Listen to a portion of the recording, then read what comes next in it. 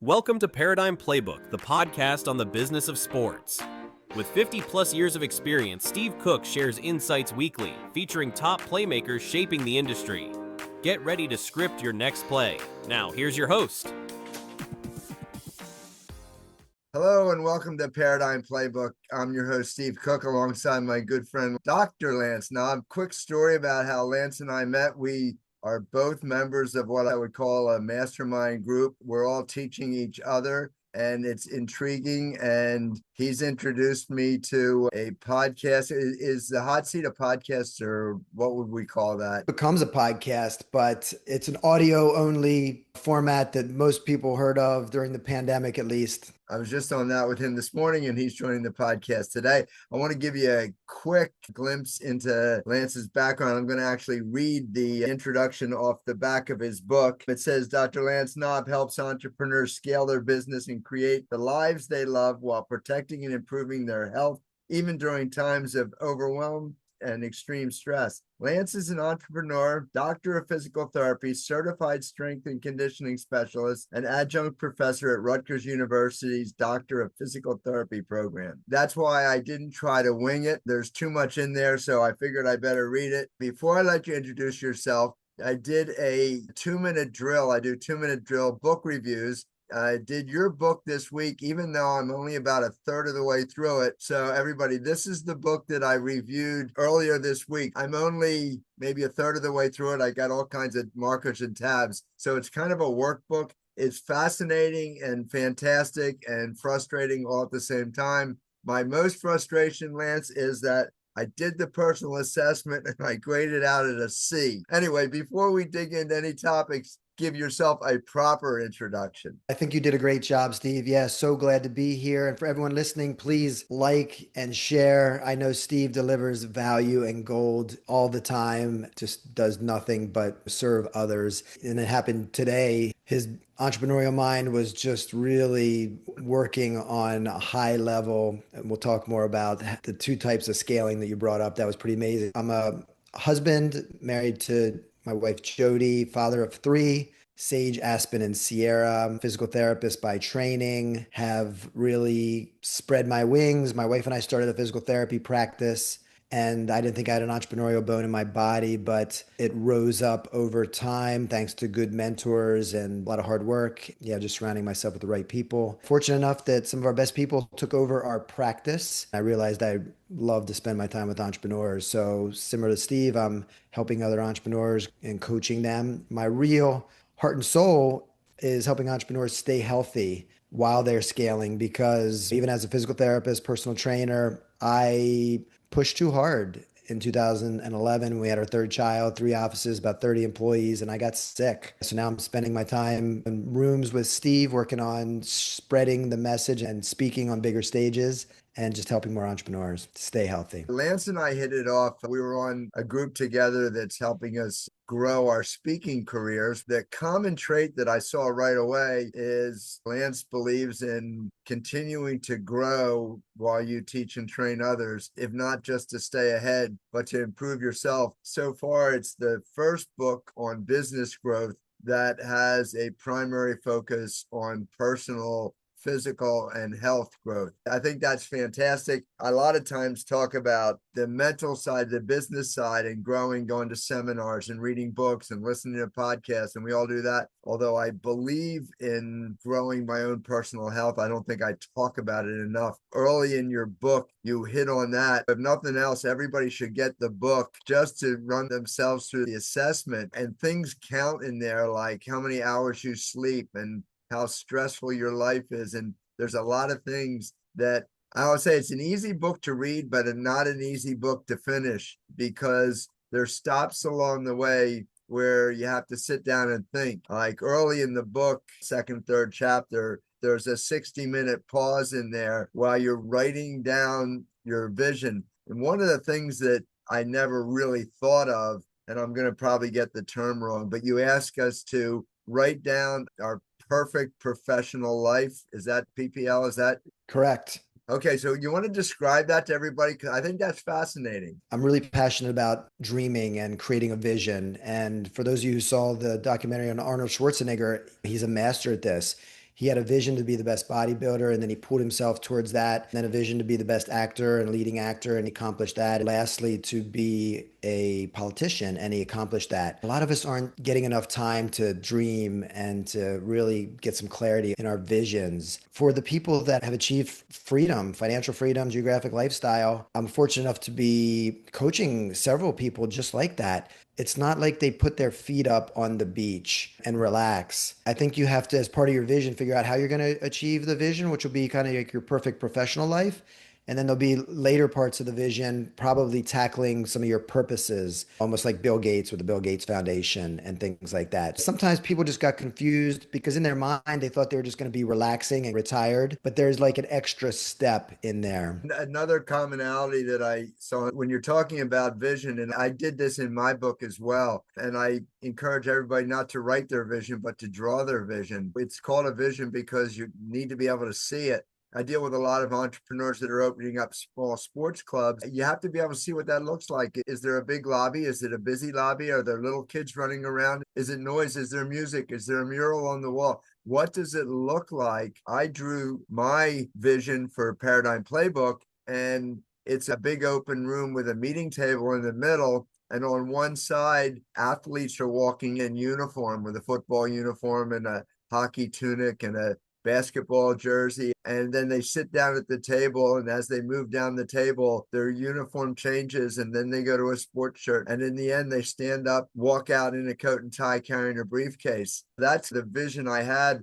in getting those with a passion for sports to have a passion for business, and it's just been fascinating. The name of the book is The 4% Breakthrough. You want to put a clarity on that? Absolutely. This is an easy one. Many of you probably know Michael Gerber, author of The E-Myth, The Entrepreneurial Myth. And even if you're not familiar with him, I'm sure you've heard people talk about working on the business versus in the business. He's the one that really coined that term. So I really had the book done, and I did not know my title. I was trying to figure that out later. And I was thinking about the statistic that he mentioned. Don't get too excited if you survive the first 5 years in business. Only 20% of the people are going to survive that. And then the next 5 years, only 20% is going to survive. And I did the math, and I realized that only 4% survive 10 years. 96% of entrepreneurs and businesses fail in that first 10 years. So I thought that was pretty dramatic.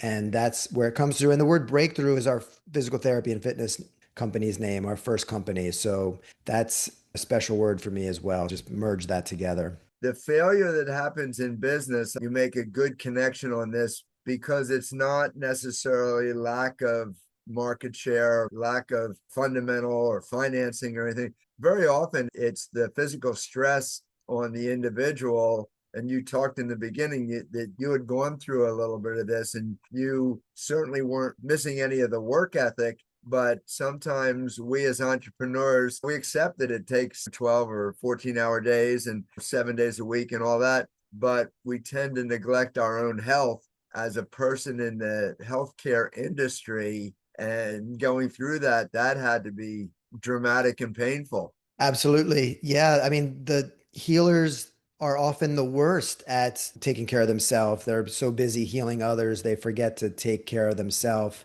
So I certainly lived that. And yeah, the rest of the story is, as I mentioned, we had our third child. So we had 3 kids under the age of 4 and 3 offices, 30 employees. And at that time, I was working 80 plus hours a week and not sleeping enough, not exercising, just abusing my body. My body hit that tipping point, and I probably had some warning signs for sure. That's what I'd recommend to you. Really listen to your body and follow some of the fundamentals, both in health and business. My GI system stopped working. I couldn't eat. And I was either in the bathroom or embarrassingly running to the bathroom. The doctors were like, we've got to rule out some pretty bad stuff: cancer, Crohn's, celiac. So I had an endoscopy, saw specialists. Unfortunately, it was negative. And I just had to take better care of myself. But it brought me to my knees, and it took a long time to really get back on track. And it forced me to do better. I went through a little bit of that. My warning signs were I was gaining weight, I was out of shape, I was losing basic posture, losing strength. And I came from a world, I was a gymnast. So we're a very proud lot for our body type and all that. Yeah. And there's nobody that would have looked at me and said, that guy used to be a gymnast. But once I made the commitment for the last about 15 years, it's never been a question where I had to say, okay, when can I fit in a workout? It's when can I fit work around my workout? So every day starts out with that. And in the book, Atomic Habits, it talks about it's like habits are those things that don't require a decision. So, Lance, a lot of our listeners are very passionate. So a lot of them run a gymnastic club, a karate studio, a dance studio, a swim school, and they're very passionate about it. They're running a swim school. They're passionate about saving lives and all they can do. They put everything they have into that. So their 12, 14-hour days they have to run a business, but their first passion is coaching or teaching, and they're actually on the floor. If you want to go with Michael Gerber's book, I think he calls them all technicians. That's the technician are the people that do the work, and then innovators and managers. When you're running your own business, you're all three. Very often, unfortunately, the technician side of it is the last side that we're willing to walk away from, but you need to work on the business. Absolutely. Was it just your health that convinced you that you had to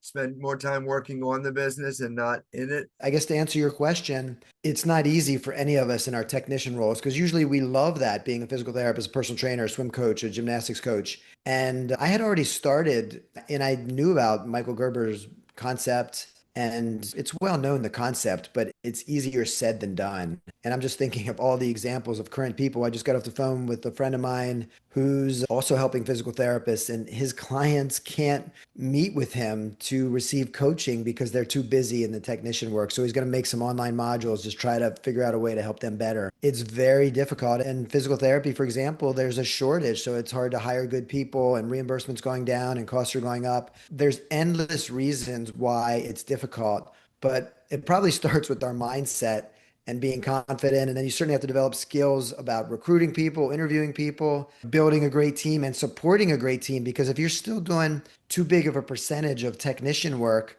even if you had great management skills, which of course you don't until you practice and do it, you're setting up yourself up for failure. I can remember we brought in like an outside person to evaluate our company, and they like interviewed everyone. And I thought I was doing a pretty good job as a manager. The feedback was not that way. I mean, I was still treating like 30 hours a week and just barely checking in with people, but I thought they had plenty of support, but they didn't. There's so many reasons, Steve, that it's hard to pull yourself out of that. A lot of us are more comfortable in a technician role. Yeah. The other side of it, and maybe this wasn't. That's what we were trained to do. I mean, we spent X number of years, and we've already mastered that to a certain extent. Yeah. So you don't want to give it up. There's part of it that says they can do it, but not as well as me. So we're all very egotistical in what we do, and we need to be. But at some point, you have to hand things off and then guide people so that they can get better. We talk about, my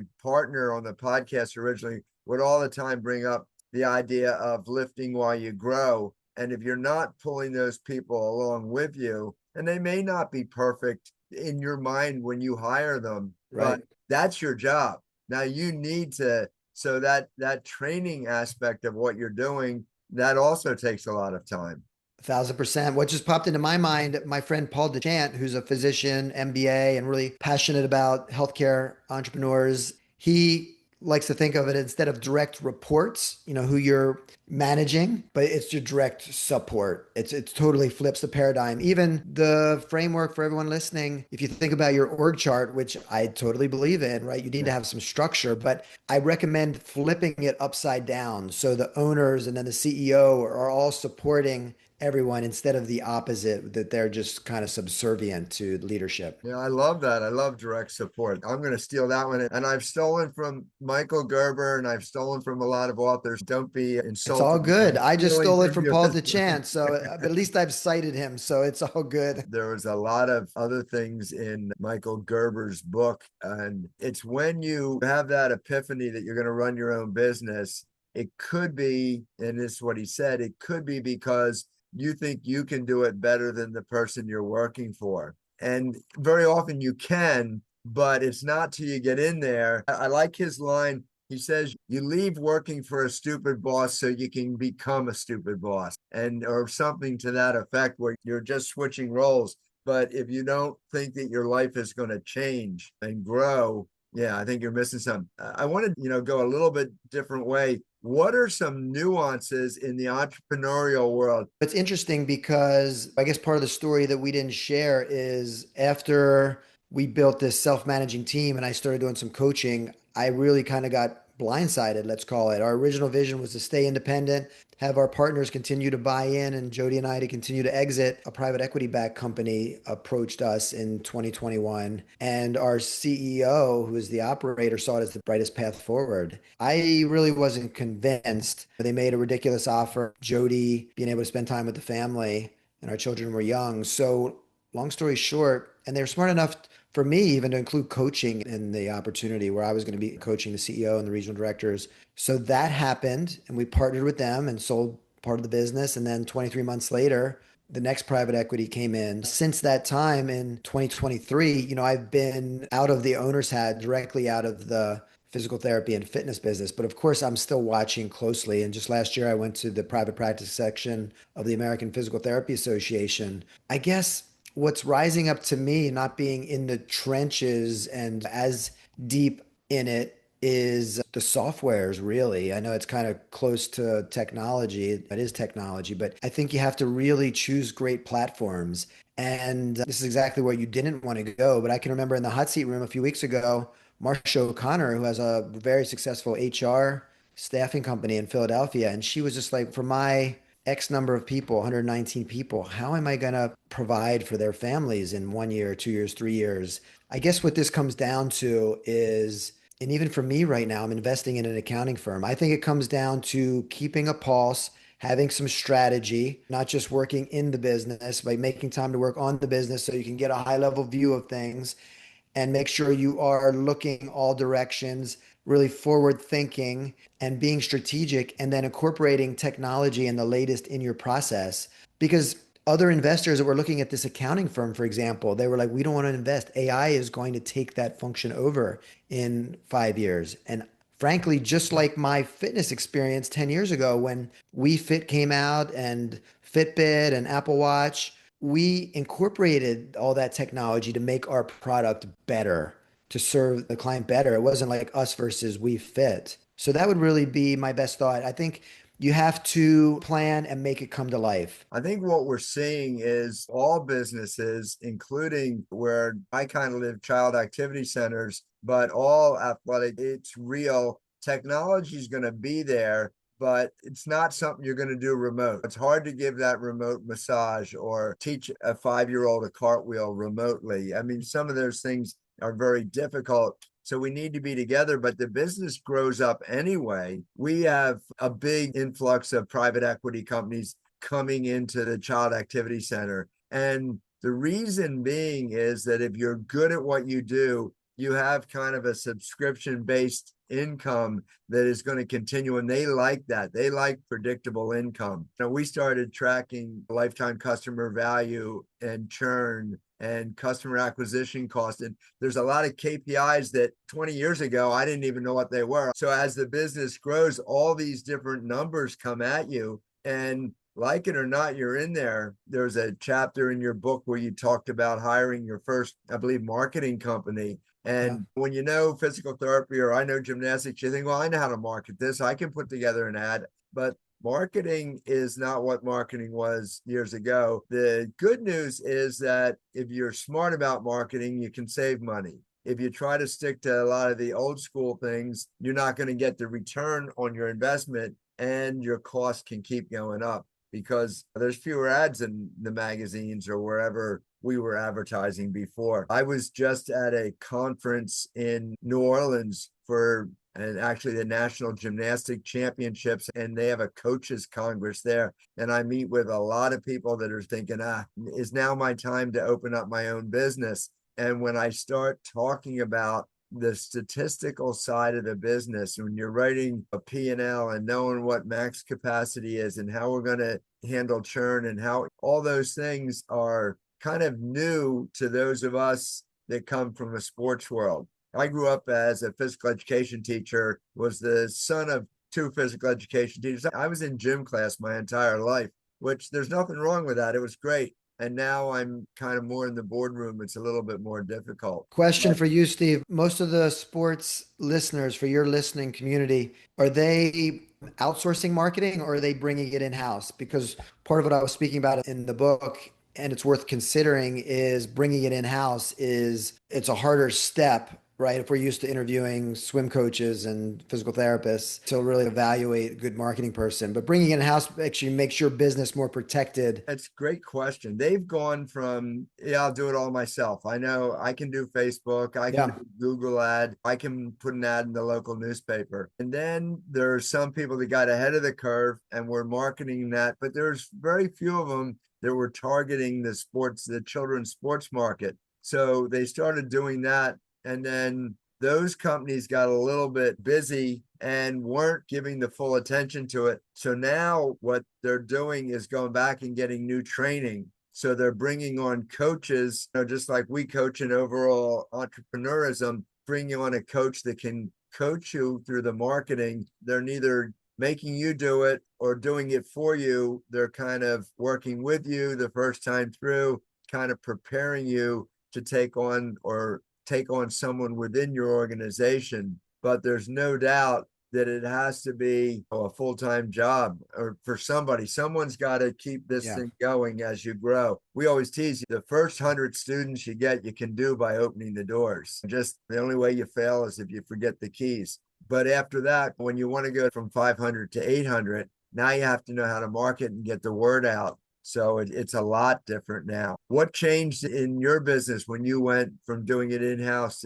What was the biggest change they made in what you were doing? When we started bringing some people, because I was wearing the marketing director hat initially, and then I started hiring six-figure type people. And one thing that was a challenge, I really went for someone great, but I didn't realize that they didn't want to necessarily be the whole marketing team and do the high-level work and roll up their sleeves and do the work. So that was a miss on my part. So keep that in mind. You almost have to either really interview for that. Hey, do you want to do the high level and the low level? Or you have enough to hire both? And they were kind of lonely at first.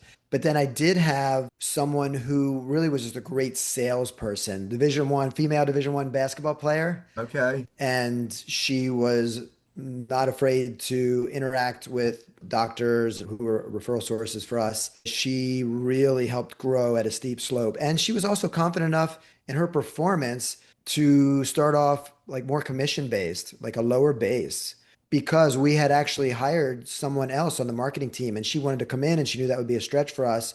So it worked out great. And she did so well, we actually raised her base up like 50% in the near term. There's a lot that can be done with incentive-based or profit sharing and all kinds of different tools if you have the right person. I don't know if you're seeing this, but I think my generation in sales, I quit a high salary job to take on a commission only job just because I thought I could double my pay, which I did. But I think that's an oddity now. It's like there's a lot of people coming out of college that I need to get to that six-figure guarantee. The good news is to fall into your model, they don't want to fall into the old school model of I'm going to have to work your 80 hours to get where I want. They're willing to work a hard 40 hours, but they don't want the 80 hours that you have. And a lot of times they don't feel they can do that with an incentive-based pay. It's interesting. I think everything about the sports world, athletic world, training world is inching closer to sophisticated business. And you mentioned before some of the systems that you use and you have to learn. It's like even learn to do what we're doing now, doing podcasts and interviews on Zoom. And there's so much you can learn for free if you find the right people to follow. Before we sign off, Lance, tell me what's on the immediate horizon. I know some of it, but I want you to tell the audience what you got every month when we go through our list. Here's our goals. Share some of your goals with the listeners. Sure. I'm very excited to be bringing home my second book and really share what I feel like is an underutilized approach, like bringing your best people on and leveraging partnerships to build a self-managing company. Because I know at the physical therapy conference last year, the private practice conference, the only dream and vision people had in mind was selling to private equity. So I'm excited to share this book with the world. Also excited to be growing our new mastermind, which it pretty much says it in the title, double your take home, double your valuation, 10x your life. So many entrepreneurs and many of you listening might not be getting compensated for the roles that you're wearing in the organization as the swim coach and the marketing director and the CEO. So not only helping people to get paid for the roles they have, double digit profitability. If you pulled out those numbers, so it's probably different from a tax standpoint, but have double digit plus profitability beyond that. And then also create a valuable asset, because if you haven't done that, your business is actually a liability. So just helping people have a valuable asset that you can keep or sell. Like our original plan, it was great and I was loving it. If you are going to sell, it's much better to be in the position we were in, that we weren't trying to sell and people were really begging us. That mastermind is very exciting, and it's a combination of one-on-one and group coaching. And I really feel like that's the secret sauce, just like the hot seat room. It's like collective intelligence. If someone wants to find out about the mastermind group, Yeah. where would they go to find? So the assessment that you just took it's all set up on our website, denaliconsultingteam.com/double, like the double your take home, double your valuation. And you can start off with the assessment and it'll take you to the website. You can see a lot more information, but the assessment will actually help you get a baseline in all areas of life. Because with the book, we broke it into three sections. Your really like self-assessing and like mental health first, and then business fundamentals second, and then lastly integrating lifestyle. So again, back to mental health number one, nutrition, sleep, exercise, posture, and even play and laughter into it. So you're going to really have to score yourself, and apparently Steve's got some room for improvement. You probably graded yourself hard. It's like I'd rather do that than someone catch me and say, "What do you mean you're in great shape?" I don't have to answer to that. Yeah, So in case people missed it, it's Denali Consultant. That's Denali like the mountain or the car. So Denali, correct. Yep. Denali Consultant. And the book, which is on Amazon and I guess everywhere else, I think this is a great start to get to know Lance. It's not how I started. We just went cold turkey and jumped on the call together. But Rob Holman introduced us. Many of you, Rob's been on the podcast, so many of the listeners may remember Rob from the podcast, but he put it together. One of the things that I like about what you say and what you write in your book, the number of times you mention one of your mentors or your counselors. Once you get to the point that you realize you don't know it all and you're willing to take help, there's so many people out there willing to help. And it's just great that I was listening in on the hot seat today. And when there's 8 or 10 people on there and all you can think of is, wow, everybody's so much smarter than me and there's so much to learn. It's just great. It's why I do the podcast, why I like bringing on people. And I think assuming you're agreeable to it, I'd like to invite you back. I'd like to really dig into the partnership thing. If we can maybe jumpstart before the book comes out and just dig into it. I love the idea. One of the keys to children's activity centers is developing those partnerships early, because we can share kids. You don't have to hold them to yourself. So it all good. And next time or today, whenever the right time is, you were intrigued by the concept of helping the fitness professionals kind of connect to the medical professionals. And that's when I really brought physical therapy and fitness together. That's essentially what we were working towards. To go back to that for 1 second. Yeah. You started out with your studio inside a fitness business. Correct. So if there's a fitness business that relates to children, you said 300 square feet, it doesn't take a lot of space. And many of our facilities, like in the gymnastics world, we're dealing with buildings that are 10 to 20,000 square feet.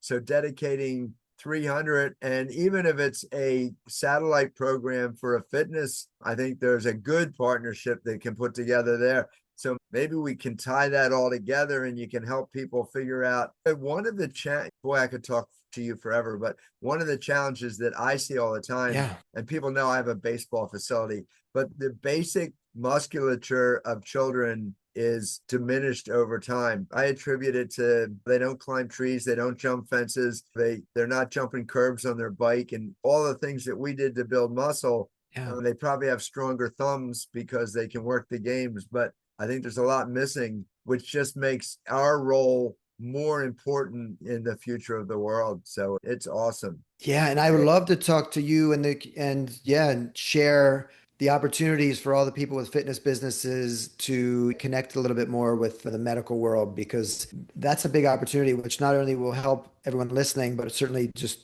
our actual communities in the world. Okay, now that we're both psyched about it, we won't Yeah. we won't put that off. We'll figure out a time real soon Okay. to get back on there. And now to close it out, if someone wants to reach out to you directly, is it Denali Consulting? Is that the best way, or is there a personal email, or what can you share? Yeah, definitely check out denaliconsultingteam.com, and you can use my email, Dr. Lance Knaub, Knaub, as in boy, at denaliconsultingteam.com. And that's my typical handle on Instagram, Dr. Lance Knaub, and LinkedIn, you'll find me, and TikTok, all And the I'm places. telling you, if you go on Instagram, you'll find them right away, and you can relate. And there's so much can be learned as Lance is taking a walk in the wilderness, talking to us. It's fun. You can continue to learn. So I really appreciate you coming on. I'm going to reach out real soon. And in the meantime, I think next week I'm in the hot seat. So I look Yes. forward to that. Depending on when this goes out, if it goes out before then, if not, you can catch the replay. But yeah, join us on the expert panel to support Steve. That would be a lot of fun. Yeah. Thank you. Okay. Talk to you soon. Okay. Thanks, Steve. Thanks for tuning in to Paradigm Playbook. Explore more at ParadigmPlaybook.com. Want to be a playmaker? Contact StephenJCook.com. Share this episode to spread the word about sports industry opportunities. See you next week.